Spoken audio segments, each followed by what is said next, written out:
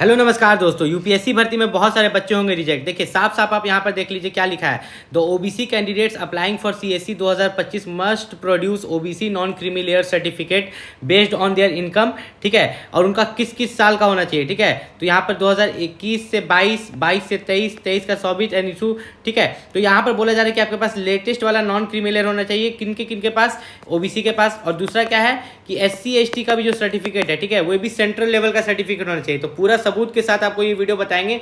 जितने भी बच्चे बोल रहे थे कि रजिस्ट्री जमीन को जो लेके डाउट था पिछले वीडियो में, तो हर एक डाउट क्लियर होगा। साथ ही साथ यूपीएससी सीएससी जिसका एग्जाम 25 में से है। कब?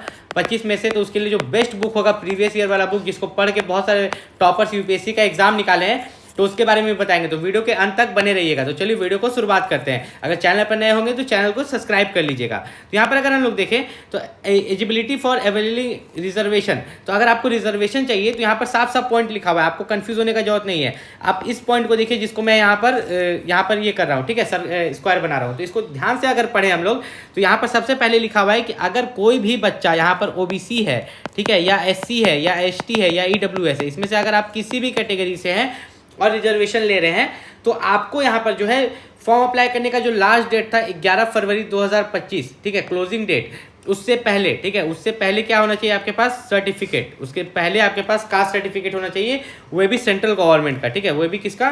सेंट्रल गवर्नमेंट का। ये चीज़ आपका नीचे भी लिखा हुआ है। ठीक है, जो मैं बोल रहा हूँ ये चीज़ मैं आपको थोड़ा सा और नीचे भी ये पॉइंट फिर से लिखा है, दो बार इन्होंने लिखा है कि जितने भी कैंडिडेट है जो रिजर्वेशन चाहते हैं, रिलैक्सेशन चाहते हैं, SC ST OBC EWS PWBD और एक्स सर्विसमैन, तो वे सभी कैंडिडेट का जो यहाँ पर है रिजर्वेशन जो है उनके पास लास्ट डेट से पहले, ठीक है, the closing date of the receipt of online application, ठीक है, उस दिन डिटरमाइन होगा आपका ओबीसी का स्टेटस या एससी का या एसटी का। तो अब इसके बारे में डिटेल में बात करते हैं। देखिए यहाँ पर जितने भी बच्चे यूपीएससी का फॉर्म फिलअप किए हैं और एग्जाम देने वाले हैं 25 मई को, ठीक है, 25 मई को आपका प्री एग्जाम होगा। क्या होगा?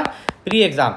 तो अगर अभी तक आप लोगों ने यहाँ पर सेंट्रल लेवल कास्ट सर्टिफिकेट नहीं बनाया तब भी उपाय है, या बनवा लिया है यहाँ पर, तो यहाँ पर ध्यान से सुनिएगा कि अगर आप यहाँ पर एससी कैटेगरी, एसटी, ठीक है, ओबीसी या ईडब्ल्यूएस कैटेगरी से बिलोंग करते हैं, ठीक है, तो यहाँ पर जो आपका कास्ट सर्टिफिकेट बनाने का तरीका होता है, देखिए आपका रजिस्ट्री जमीन जो होता है ना, उसका रसीद लगता है। ठीक है, रसीद क्यों लगता है? मान लीजिए कि यहाँ पर आप कोई यहाँ पर है दिल्ली का, दिल्ली में पहले रहता था, ठीक है, उसके पापा मम्मी दिल्ली में रहते थे, फिर वो लोग शिफ्ट हो गए झारखंड। कहाँ शिफ्ट हो गए?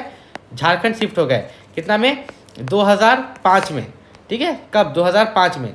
तो अब झारखंड के नियम अनुसार अगर आप 2005 में यहाँ पर आ रहे हैं, ठीक है, या किसी से किसी स्टेट में भी जा रहे हैं, तो ये बोलता है कि अगर आपने रजिस्ट्री जमीन खरीदा, ठीक है, तो आपको यहाँ पर दिक्कत नहीं होगा। आप क्या कर सकते हैं यहाँ पर बहुत आसानी से, झारखंड हो या बिहार हो, रजिस्ट्री जमीन खरीदा तो आपका कास्ट सर्टिफिकेट आराम से बन जाएगा। लेकिन अगर आपने दान पत्र जमीन खरीदा है या कहीं पर भी हो दान पत्र या खास माल जमीन है, तो आपका जो कास्ट सर्टिफिकेट है इसको बनाने में दिक्कत होता है। ठीक है, क्योंकि ना खतियान है ना खतियान का रसीद है, इस कारण से आपको यहाँ पर बहुत ज़्यादा दिक्कत का सामना करना पड़ता है। तो अब यहाँ पर अगर हम बात करें तो देखिए प्रोसेस क्या होता है ना, प्रोसेस ये होता है कि आप लोग जब ऑनलाइन अप्लाई करते हो कास्ट सर्टिफिकेट के लिए, सेंट्रल लेवल कास्ट सर्टिफिकेट, तो याद रखिएगा वहाँ पर आप निवास प्रमाण पत्र भी देते हो। ठीक है, आप अपना निवास प्रमाण पत्र देते हो, आप अपना आधार नंबर देते हो ना, उसी से सब कुछ पता चल जाता है।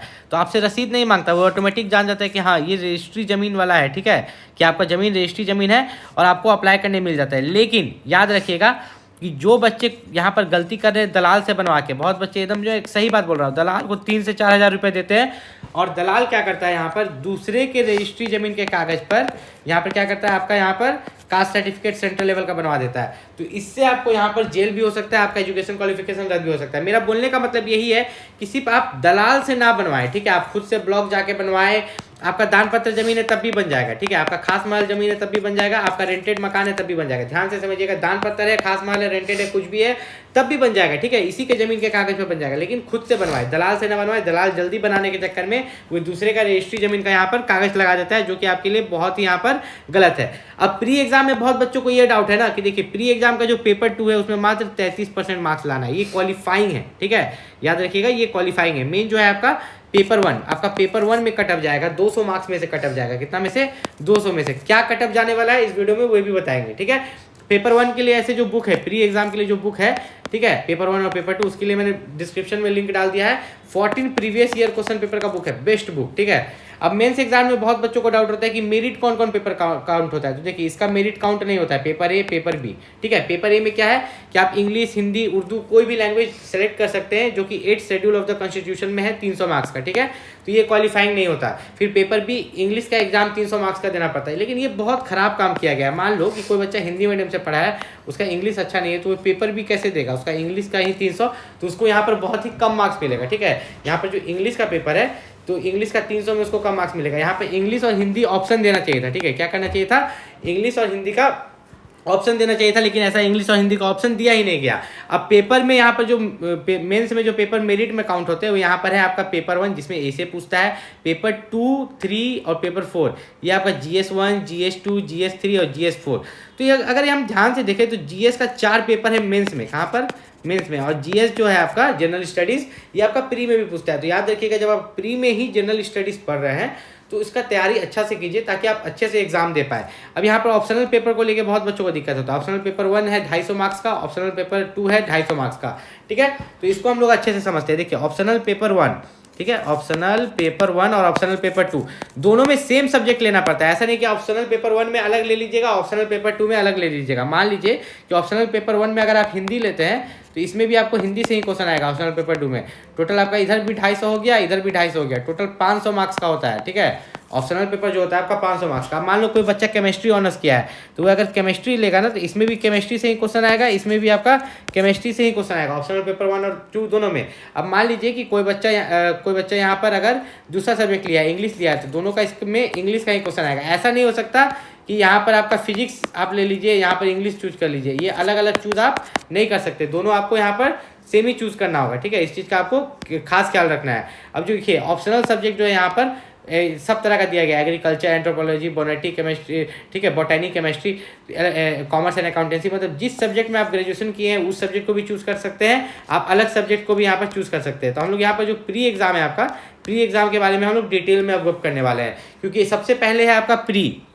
अगर प्री एग्जाम ही नहीं निकलता है तो क्या फ़ायदा, फिर आप तो मेंस के लिए जा ही नहीं पाओगे। तो इसमें आपका जो पेपर 2 के बारे में सबसे पहले बात करेंगे। आपका जो पेपर 2 200 मार्क्स का होता है, ठीक है। इसमें अगर बात करें तो आपको कॉम्प्रिहेंशन से क्वेश्चन आते हैं, इंटरपर्सनल स्किल्स और कम्युनिकेशन स्किल्स से क्वेश्चन आते हैं, logical reasoning and analytical ability से क्वेश्चन आते हैं, decision making and problem solving से क्वेश्चन आता है, जनरल मेंटल एबिलिटी से क्वेश्चन आता है, ठीक है। यहाँ पर जो है आपका मैथ पूछा जाता है, याद रखिएगा मैथ आपका क्लास 10th लेवल का पूछता है, तो इसमें आपको कोई दिक्कत नहीं होना चाहिए। पेपर 2 में अगर आप 33% मार्क्स ला दिए, 200 का 33%, ठीक है, 200 का यहाँ पर 33% मार्क्स यहाँ पर अगर आप ला दीजिएगा तो आप यहाँ पर पास कर जाइएगा, ठीक है, आप यहाँ पर पास कर जाइएगा। अगर यहाँ पर देखें तो 66 मार्क्स, ठीक है, 200 में से कितना 66 मार्क्स ला दीजिएगा तो आप पास कर जाइएगा। अब बात करते हैं पेपर 1। पेपर 1 भी जो आपका 200 मार्क्स का होता है। इस 200 मार्क्स में अगर बात करें तो आपको पूछा जाता है यहाँ पर current events of national and international importance, history of India and Indian national movement, history of world geography, physical and social economic geography, ठीक है, फिर economic and social development, sustainable development, general issues on environmental ecology and biodiversity. वही तो बोल रहे हैं, paper 1 pre का जो पेपर 1 है पूरा GS है, जनरल स्टडीज है, साथ ही साथ मेंस में 4 पेपर GS का है। तो GS को आपको शुरू से ही मजबूत रखना होगा। ऐसा नहीं कि GS को यहाँ पर सिर्फ प्री में पढ़ना है, आपको मेंस में भी GS का ही पेपर यहाँ पर पढ़ना है। अब बात करें यहाँ पर जो आपका मेंस में पेपर था जो क्वालिफाइंग पेपर था, ठीक है, इसमें सिर्फ क्वालिफाई करना है। तो पहला जो आपका था यहाँ पर बात करें तो आपका जो इंग्लिश का पेपर, ठीक है, यहाँ पर इंग्लिश में आपको comprehension, precise writing, vocabulary, short ऐसे पूछा जाएगा। फिर यहाँ पर जो इंडियन लैंग्वेजेस के बारे में आपको पूछा जाएगा, ठीक है। फिर आपको जो और एक पेपर था उसमें आप कोई भी एक लैंग्वेज चूज़ कर सकते हैं, हिंदी, इंग्लिश, उर्दू, जो भी आपका 8 कॉन्स्टिट्यूशन में दिया है। अब यहाँ पर बहुत बच्चे पूछ रहे थे कि UPSC के लिए, ठीक है, UPSC के लिए कौन सा बुक खरीदे। तो UPSC का प्री एग्जाम के लिए मैंने PYQ बुक यहाँ पर डाला है, जो बच्चे पढ़ के यहाँ पर टॉपर बने हैं UPSC में, इस वीडियो के डिस्क्रिप्शन में लिंक है। अब UPSC के लिए मैं एक चीज़ और बता देता हूँ कि जो कास्ट सर्टिफिकेट है क्या अभी आप बनवा सकते हैं, ठीक है। तो इससे पहले कट ऑफ पूछ रहे थे बच्चे। देखो कट ऑफ जो है यहाँ पर, कट ऑफ यहाँ पर मान के चलो कि आपका जो पेपर 1 का जाता है प्री का 200 में से, तो यहाँ पर आप 150 प्लस मान के चलो, कितना 150 प्लस। ऐसे डिटेल्ड कटअप पिछले बार क्या गया था, इस बार क्या जा सकता है वैकेंसी के हिसाब से, उस पर मैं एक वीडियो बना दूंगा, उसका चिंता करने की जरूरत नहीं है। और ऑप्शनल पेपर में आप क्या चूज़ करने वाले हैं, ठीक है, ऑप्शनल पेपर में आप क्या चूज़ करेंगे मेंस एग्जाम में, वो आप ऑप्शनल पेपर कमेंट कर दीजिएगा, उसका भी बुक मैं आपको बता दूंगा। सबसे पहले हम कास्ट सर्टिफिकेट के बारे में बात करते हैं कि जितने बच्चे यहाँ पर OBC, SC, ST और EWS वाले हैं तो क्या वे एग्ज़ाम से पहले अपना कास्ट सर्टिफिकेट बनवा सकते हैं। हाँ बिल्कुल, उनका एक पुराना वाला भी लेकिन होना चाहिए, ठीक है? ऐसा नहीं कि आपका पुराना कुछ बना हुआ ही नहीं है, तब आपको दिक्कत हो सकता है।